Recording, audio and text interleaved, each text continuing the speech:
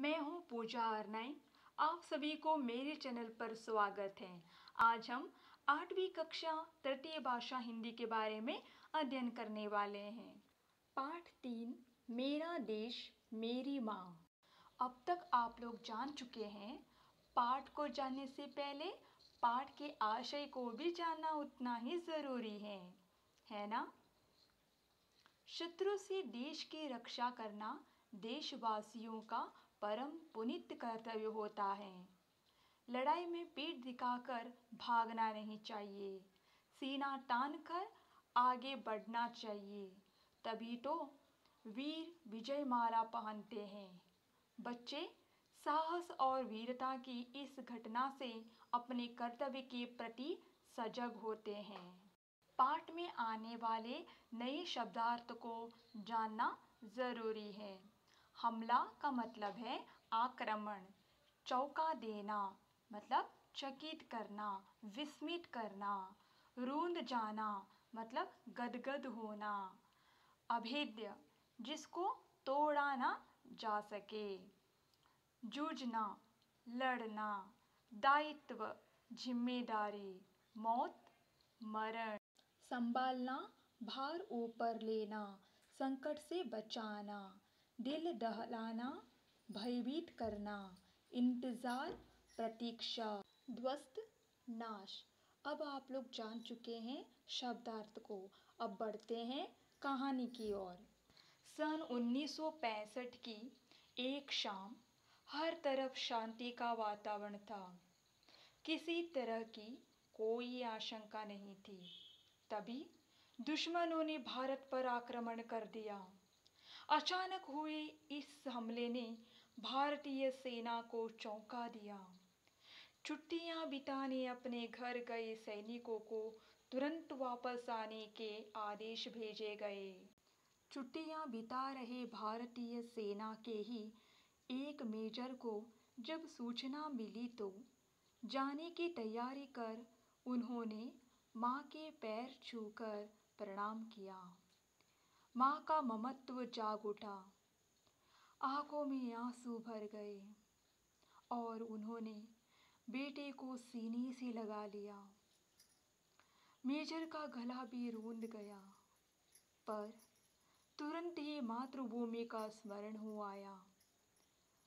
युद्ध भूमि को जाते हुए पुत्र के सिर पर हाथ रख आशीर्वाद देते हुए माँ ने कहा, बेटे, इस समय राष्ट्र रक्षा ही प्रत्येक भारतीय का सबसे बड़ा कर्तव्य है। जाओ और दृढ़ता से अपने कर्तव्य का पालन करो। याद रहे, भारतीय परंपरा सीने पर गोली खाने की है, पीठ पर नहीं।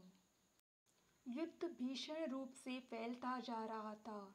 इच्चोगिल नहर का मोर्चा भारतीय सेना के लिए चुनौती की दीवार बना खड़ा था। प्रश्न उठा, इस अभेद्य दीवार को तोड़ने की जिम्मेदारी कौन निभाएगा? तुरंत गांव से आए हुए वही मेजर ने इसका दायित्व स्वीकार कर लिया। मौत की परवाह किए बिना मेजर ने मोर्चा संभाल लिया और धीरे धीरे आगे बढ़ने लगे। दिल दहलाने वाले गोलियों का शोर कानों के पर्दों को फाड़ने की कोशिश कर रहा था। मेजर पर देशभक्ति का जोश पूरी तरह छाया हुआ था। मौके का इंतजार किए जाए इतना समय भी नहीं था, इसलिए वे धड़ाधड़ गोलीबारी करते हुए दुश्मनों के टैंकों को ध्वस्त करते आगे बढ़ रहे थे। तभी दुश्मनों की कई गोलियां एक साथ सनसनाती हुई आई और मेजर के हाथ व पेट में घुस गई। मगर भारतीय परंपरा सीने पर गोली खाने की है, पीठ पर नहीं। माँ के ये शब्द प्रेरणा दे रहे थे। वे चोट की परवाह किए बगैर आगे बढ़ते रहे और गोलियां आ आकर उनके सीने में घुसती गई। गोलियां मेजर को लगते हुए देखकर उनको पीछे हटने का आदेश जारी किया गया, पर मेजर के कदम रुके नहीं। दुश्मनों के सारे टैंकों को ध्वस्त कर विजयश्री को गले लगाकर ही उन्होंने दम लिया। घायल मेजर को तुरंत ही अमृतसर के सैनिक अस्पताल में उन्हें लाया गया, पर तब तक पूरा सीना गोलियों से छलनी हो चुका था। रोने गले से अधिकारियों ने पूछा, आपकी कोई अंतिम इच्छा है? गोलियां सीने में कसक रही थी, पर मेजर ने चेहरे पर मुस्कान लाते हुए कहा, हाँ है। मेरी माँ तक संदेश पहुंचा देना। तुम्हारी बेटी ने गोलियां सीने पर ही खाई है, पेट पर नहीं। जानते हैं ये बहादुर कौन थे? ये भारतीय सेना के अफसर मेजर आशाराम त्यागी थे, जिन्होंने माँ के वचनों का पालन करते हुए अपनी मातृभूमि की रक्षा करने के लिए प्राणों की बाजी लगा दी।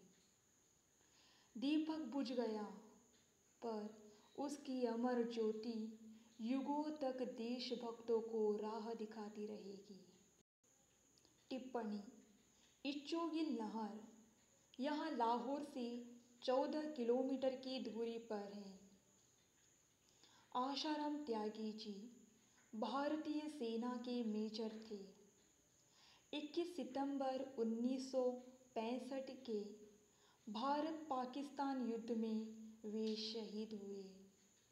युद्धोपरांत उन्हें महावीर चक्र प्रदान कर सम्मानित किया गया। इस कहानी के जरिए हम यह जान चुके हैं कि शत्रु से देश की रक्षा करना हमारा परम कर्तव्य है। अब हम पूरक वाचन को पढ़ते हैं। आज से कई साल पहले तक लोग यही मानते थे कि पेड़ पौधों में जीवन नहीं होता, वे सुख दुख का अनुभव नहीं करते, परंतु हमारे ही देश के एक प्रसिद्ध वैज्ञानिक ने प्रयोगों द्वारा यह सिद्ध कर दिया कि पेड़ पौधों में जीवन होता है। उन पर भी हमारी तरह गर्मी, सर्दी और विष आदि का प्रभाव पड़ता है।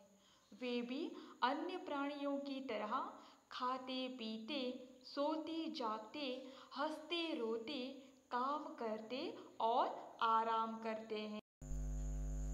प्रसिद्ध वैज्ञानिक सर जगदीश चंद्र बसु का जन्म 30 नवंबर 1858 को हुआ था। उनका मृत्यु 23 नवंबर 1937 को हुआ। जगदीश चंद्र बसु ने सबसे पहले इस बात का पता लगाया था और यह भी सिद्ध कर दिया कि सभी जीव जंतुओं की तरह पेड़ पौधों में भी प्राण हैं, बिल्कुल हमारी तरह। वे भी रात को आराम करते हैं, हमारी तरह उन्हें भी प्यास लगती है, इसलिए पेड़ पौधों को रोज़ पानी डालना चाहिए।